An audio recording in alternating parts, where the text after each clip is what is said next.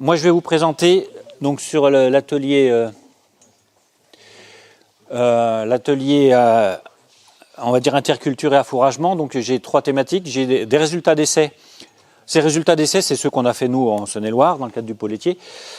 C'est surtout des occasions de discuter et d'échanger un peu sur ce qu'on a fait, pourquoi on l'a fait, comment on l'a fait, puis les résultats, quoi. Moi j'ai beaucoup travaillé sur les métailles, sur les régras italiens trèfle avec un S, et plus ça va, on pourrait même presque dire trèfle régras italien en termes de composition. Et puis après, j'interviendrai sur l'affouragement en verre. On a récupéré un document de la FPF qui est très bien fait, parce que c'était aussi une tendance qui augmente un petit peu dans la nature. On voit des gens s'équiper un peu pour faire de l'affouragement en verre.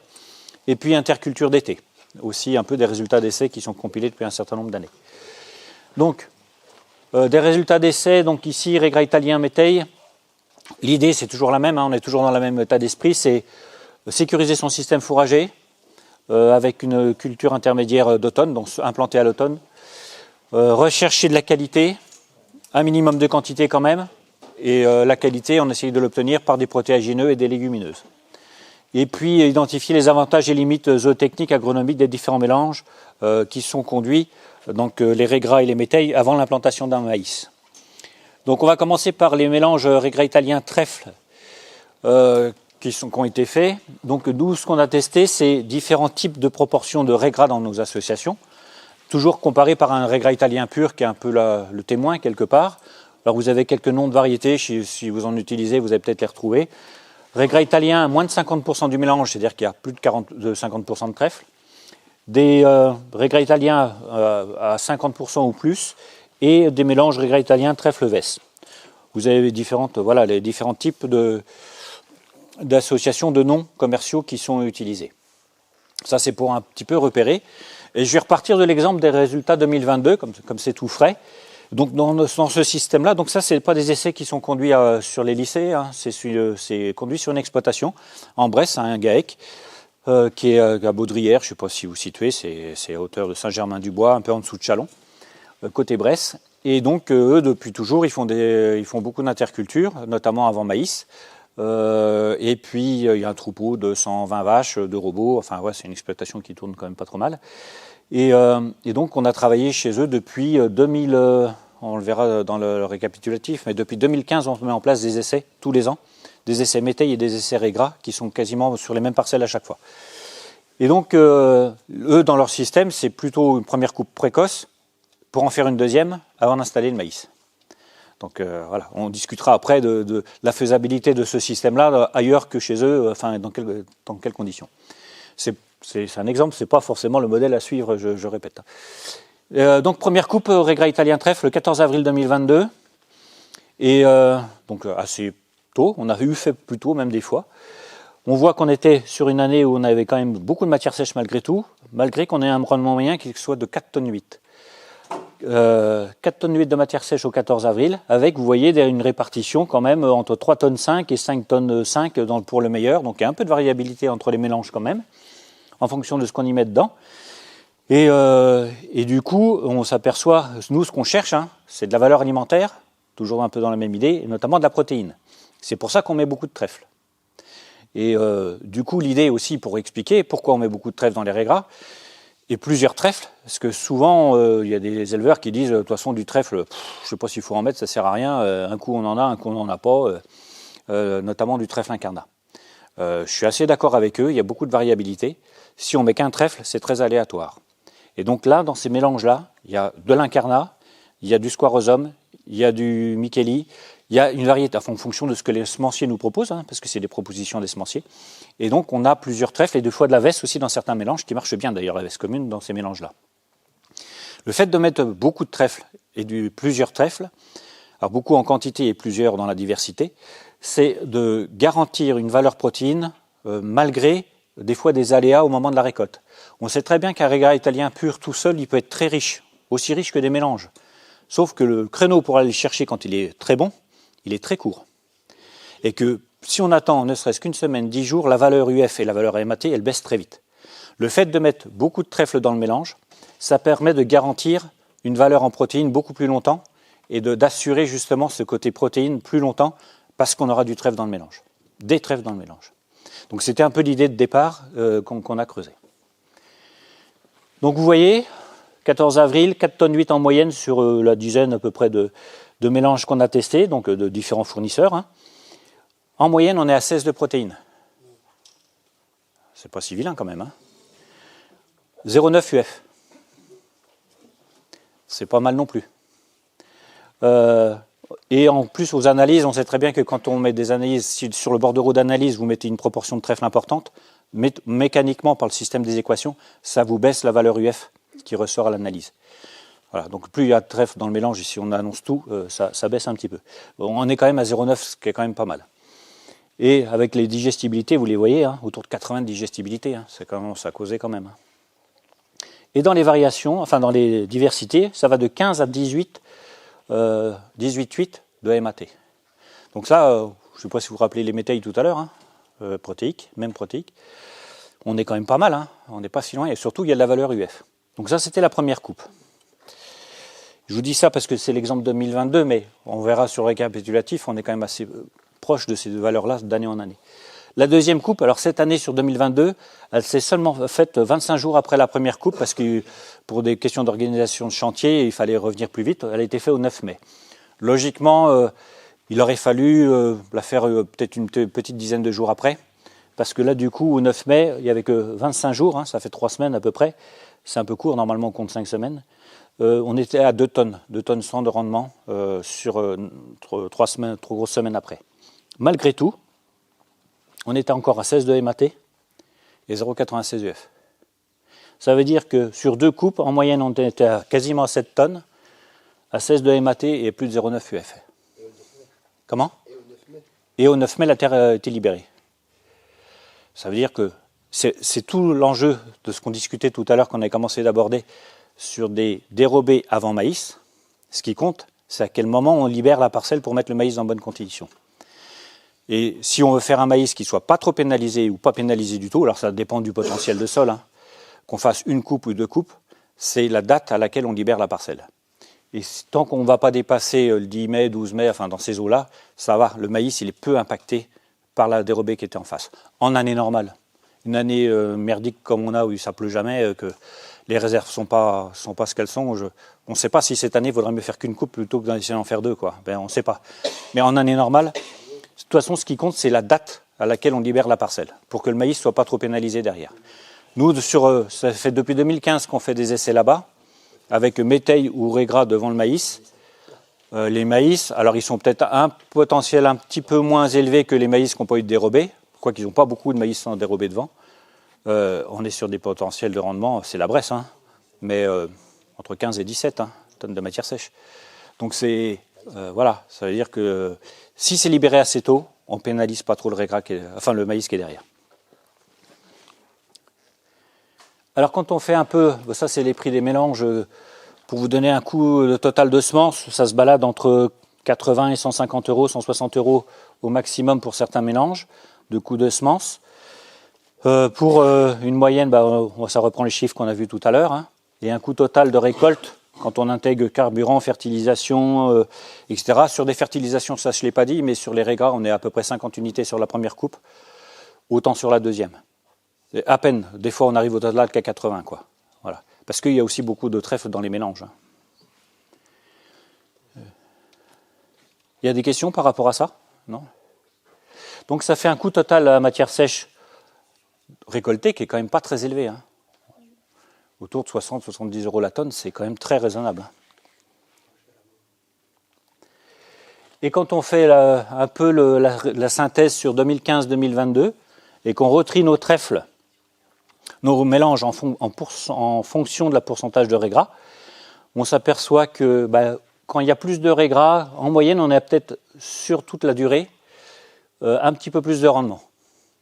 Mais quand on est à 35 et 50% de régras, c'est-à-dire que la différence, on a plus de trèfle dans le mélange, on est quand même à 7 tonnes 100 en moyenne, sur 2 coupes la plupart du temps. Et quand on descend à moins de 35%, on reste quand même à 7 tonnes. Et pour un régras pur qui lui est à 7 tonnes 5.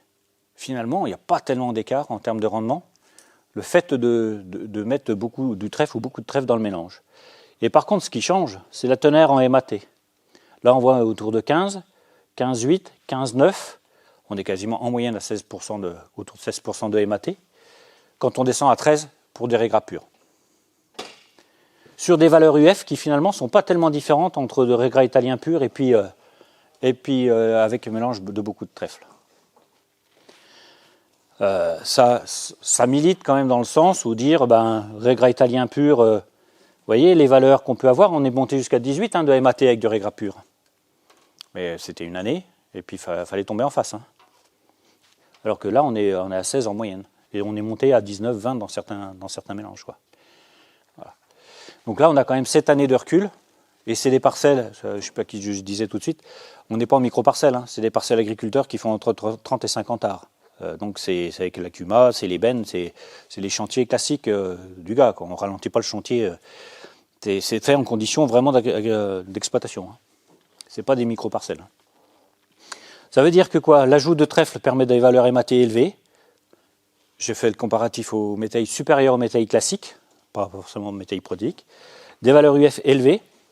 Et puis on s'aperçoit que quand on a beaucoup de raies gras dans le mélange, on a un peu plus de rendement. Mais par contre, on perd tout de suite en MAT. Et puis là, ces dernières années, alors ça s'est dilué un petit peu dans les moyennes là, mais ces dernières années, on s'aperçoit que les mélanges avec même moins de 35% de trèfle, en termes de rendement, ils ne décrochent pas, quoi. Sur 2022, sur les 4 meilleurs rendements, il y en avait 3 où on était dans cette situation-là, où il y avait 60% de trèfle dans le mélange. Donc voilà, ça fait partie des choses aussi à intégrer. Et en termes de, quand on parle de quantité et de qualité, en moyenne, quand on a fait 7 tonnes avant de faire un maïs, déjà de stock de cette qualité-là, on est déjà pas mal, quoi. Voilà, c'est dans les conditions d'essai. C'est quand même pas que sur une année, on est quand même sur 7 années. C'est une moyenne sur 7 années.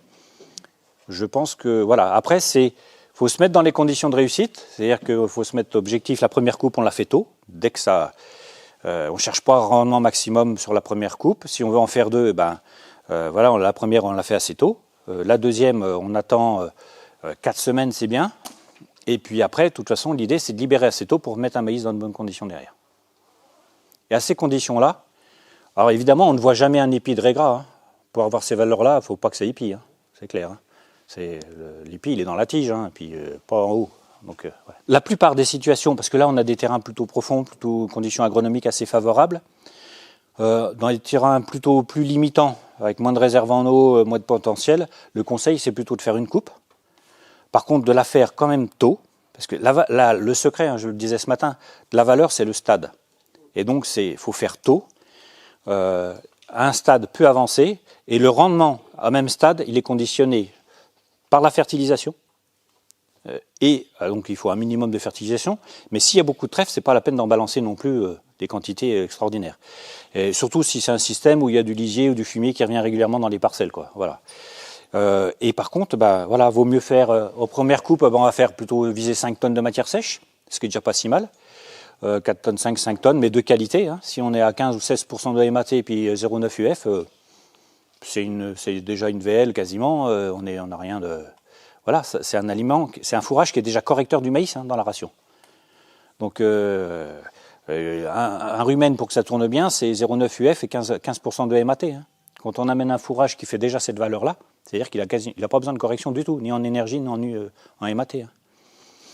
Donc du coup, voilà, quand on est un système de condition de potentiel un peu plus limitant, faut viser qu'une coupe, mais la faire dans de bonnes conditions et assez tôt. Ça, voilà. Pour synthétiser, fauche précoce, on assure MAT et UF, on libère tôt les parcelles, on sécurise la régularité et la qualité avec des coûts hectares limités, et on économise 50 unités en gros par rapport à un raies pur. Les pistes à creuser, c'est la proportion de trèfle, et ce que je disais tout à l'heure, et notamment les trèfles vesses. La vesse, il y a moins d'aléas d'une année sur l'autre. La vesse, elle est quasiment tout le temps là, c'est assez agressif. Et quand on met raies italien, plusieurs trèfles et de la vesse dedans, la vesse est toujours là, quoi. Et quand même 2% de MAT sur 7 tonnes de matière sèche, c'est 400 kg de tourteau à l'hectare. Donc c'est quand même pas ridicule quand on commence à faire sur des quantités un peu importantes, quoi.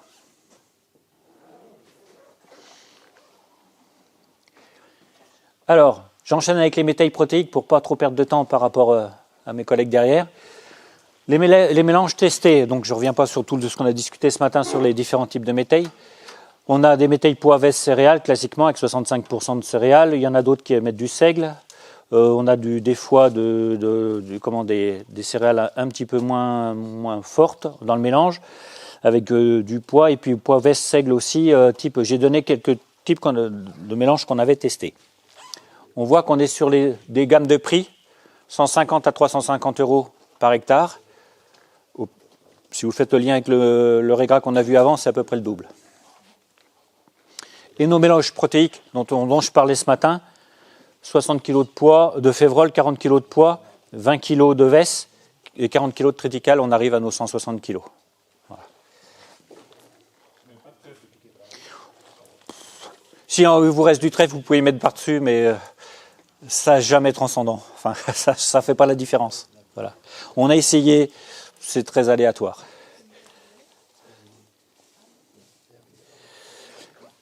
Alors, les rendements en récolte. Alors, la récolte des métailles là, je reviens toujours sur 2022, elle s'est faite en même temps que la deuxième coupe de nos régras italiens, pour des questions de chantier justement. On a des rendements qui vont entre 3 et 6 tonnes de matière sèche à hectare, à la même date, donc ça fait quand même du simple au double. On a des MAT qui vont de 10 à 18, c'est pas loin d'être du simple au double non plus. Et pourtant, on parle de métailles, hein, fait précocement, enfin avec un objectif récolte précoce, etc. Par contre, des UF qui sont quand même à 0,8 le maxi, et sinon à 0,6 le mini. Sans doute un peu sous-estimé que par une méthode d'analyse, mais enfin, on n'est quand même pas grand-chose. Et on voit, on avait des taux de matière sèche assez élevés. Et le rendement moyen de nos essais, toujours dans les mêmes conditions, grandes parcelles, etc. 4 tonnes 4, l'année d'avant, on était à 4 tonnes 3. On est à peu près toujours sur les mêmes niveaux. Et avec des variations quand même entre on l'a vu, hein, entre mélanges. Le Wendy, par exemple, c'est un mélange seigle forestier, vesse, pois, etc. Très productif. On était à 6 tonnes au 9 mai. Par contre, la valeur hématée, elle en prend un petit coup. Donc forcément. Ça, c'est un mélange, par exemple, de métailles. Il aurait fallu le récolter en même temps que la première coupe. Enfin, pas la première coupe, peut-être pas, mais au moins 15 jours avant. On aurait eu moins de rendement, mais on aurait gagné en valeur, quoi. Du coup, ça libère aussi plutôt la parcelle pour des métailles. Donc ceux qui ont la priorité de libérer la parcelle tôt et qui veulent mettre du métail, voilà, il y a aussi la précocité du mélange que vous allez utiliser qui peut être en ligne de compte. Et notre mélange protéique à nous, on était à 18,5 de MAT. Alors qu'en moyenne les autres, je ne l'ai pas dit, 13,5. On retombe 13,5 et 13,1 l'année d'avant. On retombe sur nos moyennes que Généatest a trouvées depuis 2017, que nous on retombe sur cette moyenne-là. Hein. Ça, c'est des mélanges du commerce que vous allez trouver, sauf celui-ci où c'est nous qui le faisons, quoi. Donc, y compris dans les mélanges du commerce, vous allez en trouver qui vont être à 16,5 à la même date, mais bon rendement un petit peu plus faible, on est à peine à 4. Et donc du coup, voilà, c'est pour vous donner un ordre d'idée, c'est que c'est pas parce qu'on a des métailles qu'on aura de la MAT, quoi.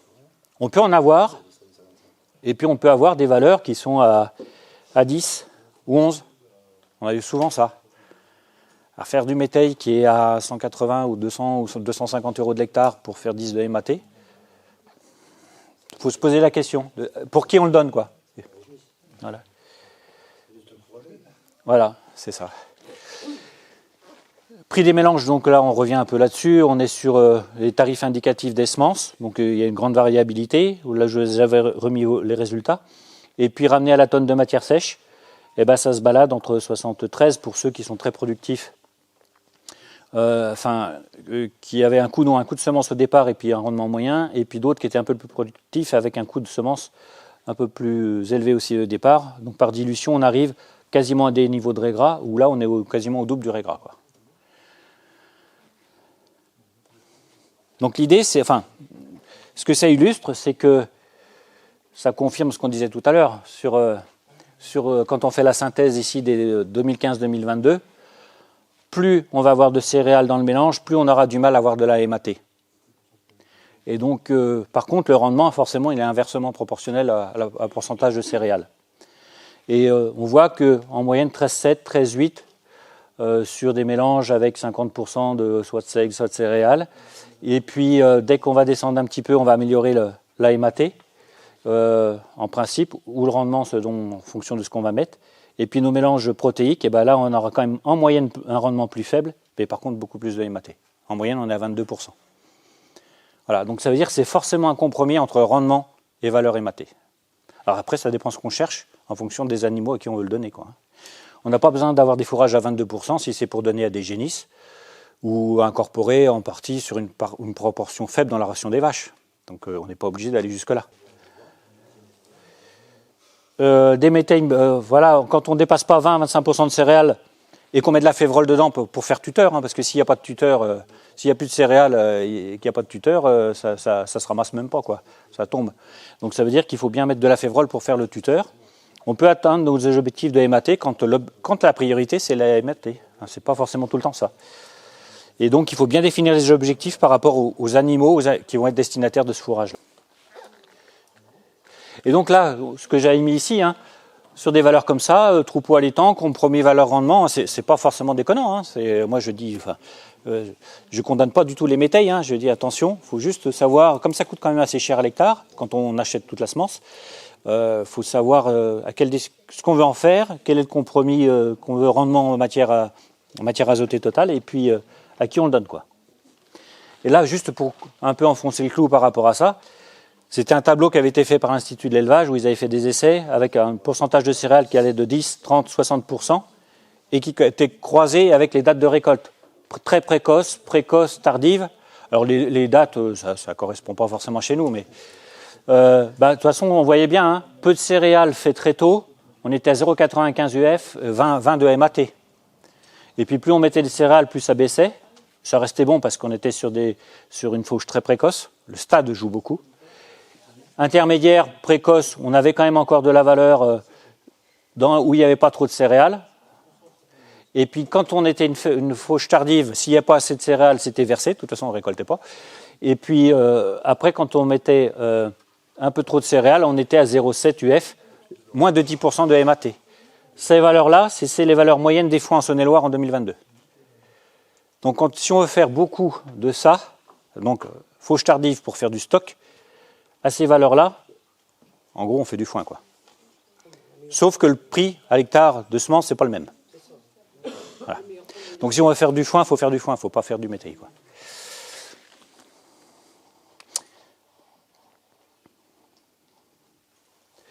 Ça, je reprends justement quelques diapos de Genia Test où ils avaient fait justement, on a exactement les mêmes résultats finalement. On a moins de 0,85 UF. Le max de MAT au moins 15% à viser. Et puis, ça on reprend les tableaux je vous ai montrés ce matin. La croissance de rendement des métails, elle est très forte. Pendant longtemps, les métails, on va les voir, c'est moche, il ne faut même pas y aller d'ailleurs quand on les a semés. Et d'un seul coup, ça décolle et ça devient joli, quoi. Et ça va très très vite en termes de rendement. Multiplié par 2 en 20 jours, en gros une tonne de matière sèche par semaine qui est produite sur les parcelles, quoi. Et là, c'est ce que je vous ai montré par rapport au stade, et qui est notamment défini par le stade de la céréale. Plus on avance, plus la valeur elle baisse. Et vous voyez la différence entre coupe directe, la valeur directe et les valeurs essuyées. On était là, c'est ça, de l'ordre de 10%, quoi. La date de récolte optimale, c'est en fonction de la céréale. Stade de montaison de la céréale. Et après, on a une dégradation très rapide de valeur UF. Et le ressuyage a un impact sur la valeur UF, ce qu'on disait. Moins 0,08 UF, c'est ce qu'on disait, en fonction de plus on le laisse longtemps dans la parcelle, et plus entre le 28 mai et le 30 mai, donc en 2 jours de temps, on perd quand même, ça va vite, hein, on perd 10% de la valeur, quoi.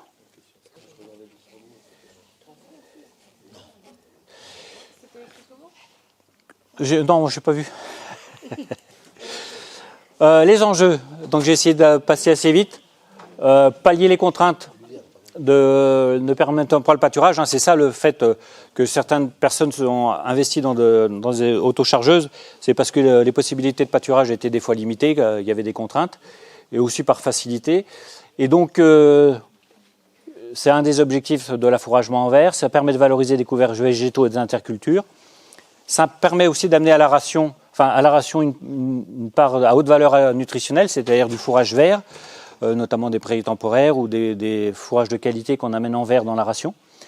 Une meilleure gestion des prairies, ça permet d'utiliser des espèces intéressantes mais qui sont difficiles à pâturer, par exemple des mélanges avec beaucoup de luzerne ou de trèfle. Et puis ça peut valoriser des petites coupes. Alors il y a plusieurs stratégies possibles, hein. Soit il y a ceux qui utilisent l'affouragement en verre quasiment toute l'année, enfin toute la période sauf hivernale, soit ceux qui l'utilisent fourragement en verre vraiment en complément au pâturage sur les périodes très sèches pour aller chercher des parcelles qui auraient été implantées en interculture ou des luzernes sur ces périodes-là. Alors, les clés de réussite par rapport à l'autonomie protéique, un rayon de 3 km maxi, parce que sinon on passe son temps sur la route, récolter de l'herbe et du fourrage de qualité, c'est un peu essentiel, c'est-à-dire que si c'est pour aller récolter des fourrages bof, en ayant investi, on verra après, dans une autochargeuse, du carburant, du temps, etc., c'est pas la peine non plus, quoi. On a vite fait de manger de ce qu'on essaye de gagner. Donc il faut aller chercher des fourrages de qualité. Des parcelles portantes, évidemment, et puis un bâtiment qui soit fonctionnel pour redistribuer derrière, parce qu'il faut quand même pas que ça perde de temps. Il ne s'agit pas de récolter, il faut pouvoir le donner dans de bonnes conditions. Il y a eu des essais qui avaient été faits à Trévarez en 2009, où ils avaient calculé que ça pouvait permettre une économie de 30% du correcteur azoté. Par contre, il y avait plus de travail, mais globalement, la marge brute était améliorée. C'était en 2009. Je pense que les chiffres, il faut les revoir un peu maintenant, les recontextualiser avec le prix du tourteau, du fioul et du prix de l'investissement aussi, parce que ça la ferraille a quand même pas mal augmenté aussi. Justement, par rapport au matériel, il y a différents types en fonction de ses besoins et de ce qu'on veut faire, quoi. En sileuse, type Tarup, à fléau. Au niveau en neuf, on est à 25 000 €. Donc ça, pour faire un peu de complément l'été, de la pointe sur des petites périodes, c'est quand même, voilà, ça suffit. Après, on a autochargeuse avec faucheuse intégrée, tapis de distribution à l'arrière. Neuf, on est entre 34 et 45 000 € quasiment. Ça commence à causer quand même aussi. Et puis, si on veut la totale, c'est faucheuse frontale, autochargeuse, équipée de couteaux, etc., on est à 110 000. Donc là, c'est effectivement, on ne fait pas la même chose avec. Et donc, là, il y a quelques chiffres qui avaient été faits par la Chambre d'agriculture de Bretagne sur 15 exploitations qui utilisaient. En moyenne, l'affouragement, c'était une petite heure par jour. Et ils affourageaient sur cela en plus de 200 jours par an, avec un coût horaire où vous avez le détail des tracteurs, de la machine, le coût annuel, en gros 120, une bonne centaine de tonnes de matière sèche distribuées, ce qui faisait un coût de récolte, affouragement en verre autour de 75 à 90 €, 82 € en moyenne, ce qui plaçait le coût de récolte pardon, je suis devant, je suis désolé. Le coût de récolte, en fait, dans ces conditions-là, qui était intermédiaire entre celui de l'ensilage et de l'enrubanage. Voilà. Après, ça dépend vraiment des quantités que vous faites et du matériel, l'argent que vous avez mis dans du matériel. 82, c'est juste... Ces coûts de récolte, vraiment les coûts de récolte. Alors, ce qu'on discutait hier avec des éleveurs qui étaient aussi à Châtillon par rapport à ces chiffres-là, certains disaient, ouais, mais par rapport... en fait, ça, c'est rendu auge. Quand on compare avec de l'ensilage d'herbe, par exemple, qui est stocké dans le silo, après, il faudrait aussi compter la décileuse, la reprise, la redistribution, le temps qui va avec, alors que ça, c'est ramené à l'auge, quoi, direct. Donc, justement, les points de limite et de vigilance, temps de travail supplémentaire, coût énergétique, coût de mécanisation important. Donc, calculer le seuil de rentabilité au cas par cas. Ça, je veux dire, il ne faut pas faire d'économie de ça. Et souvent, en fait, on fait le prix que ça coûte une fois que la machine est dans la cour, et puis qu'on dit, voilà, ça va te coûter ça, quoi. Voilà. Et bonne gestion des fourrages, qualité. Alors c'est ça, hein. Il faut bien gérer la qualité de ce qu'on ramasse. C'est-à-dire qu'il y a des fois, il faut peut-être arrêter dans une parcelle parce que ça a trop monté, puis on n'a plus la valeur, autant faire un enrubanage ou une récolte autrement. Ça permet de valoriser des parcelles éloignées, sécuriser l'autonomie fourragère, et puis gérer aussi la qualité de la pousse. Alors dans les espèces qui sont disponibles pour l'affouragement, en fait, il n'y a pas de contre-indication, tout peut être affouragé quasiment. Certaines vont avoir une pousse plus sur l'été, par exemple tout ce qui va être luzerne, trèfle, brome, etc. D'autres plus au printemps, tout ce qui va être raigrats, dactyle. En fait, il n'y a pas de contre-indication dans les espèces pour de l'affouragement.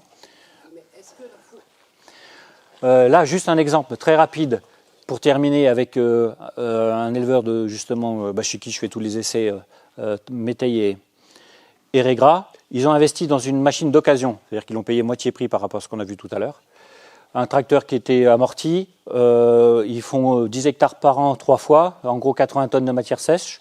Ils sont pas trop longs. Ils ont fait sur d'avril à juillet, puis après un peu en septembre-octobre. Et eux, compte tenu de leur situation, de leur coût, ils arrivent à un coût de récolte à 55 € la tonne de matière sèche. Hors main d'œuvre, bien sûr. Du coup, ça fait un coût de récolte qui n'est pas si élevé que ça. Et quand on discute avec eux, c'est ça, ils ont 120 vaches à l'auge, ils sont en AOP beurre et crème. Eux, ils reviendraient pas en arrière, quoi. Ils disent, les vaches, quand on commence à leur distribuer du trèfle, dedans, ils voient vraiment la différence. Et voilà. Donc c'était juste un exemple pour dire que voilà, il y a aussi des opportunités, on en trouve des fois d'occasion pour ceux qui réfléchissent, qui ont envie, des opportunités qui peuvent être intéressantes. Je vais m'arrêter là parce que sinon, il n'y aura pas de place pour les autres.